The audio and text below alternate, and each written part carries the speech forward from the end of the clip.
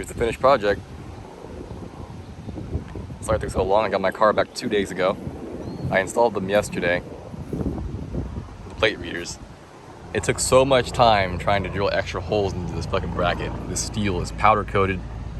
It's incredibly thick.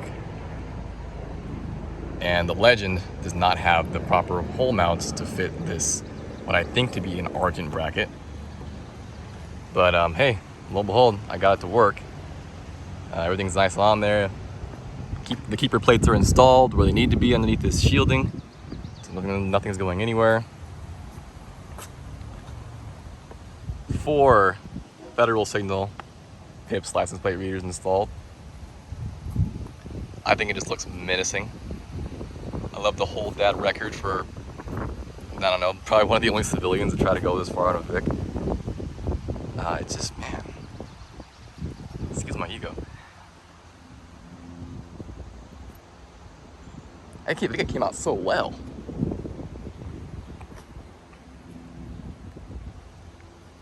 Like I said before, you don't see these things on Vics at all, like anymore. Like, these are reserved for the Explorers and the newer cars, man. So it just looks very nice to me, you know. And I'm happy I got them on there the way they were. I had some doubts when I was trying to install them at first, but I actually figured out how to actually angle them. You have to unscrew these a tiny bit along the other side, and then that actually loosens up the ability for you to take an Allen key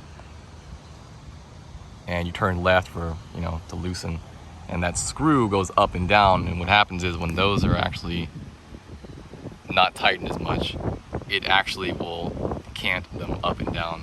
So it's like a leveling. The more you tighten, the more you loosen, the screw goes up, that goes up, the screw goes down, that goes down.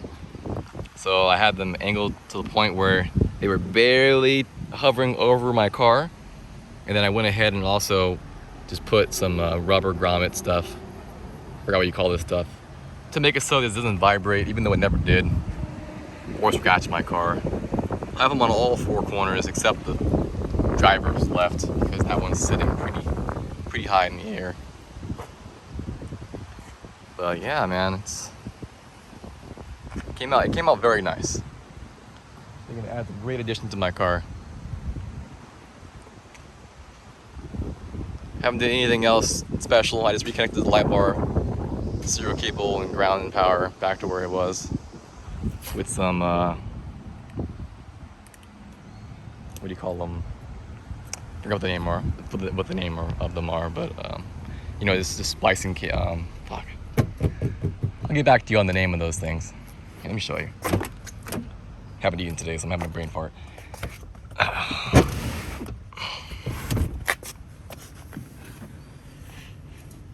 These guys right here.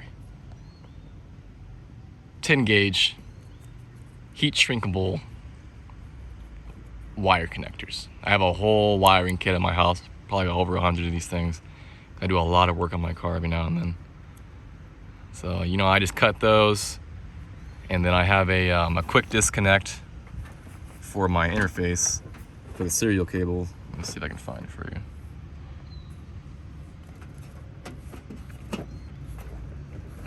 Oh, it's right here. This guy right here.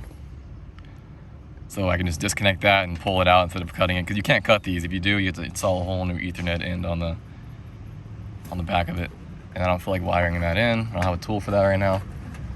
So yeah, that just goes straight up,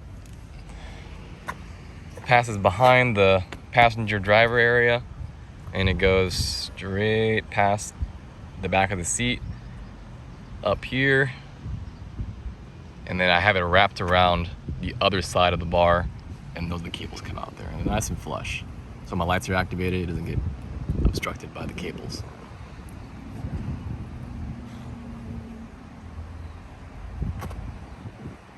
One of a kind.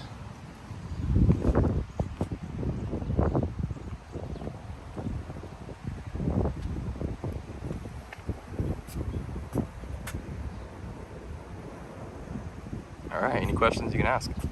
Have a good day.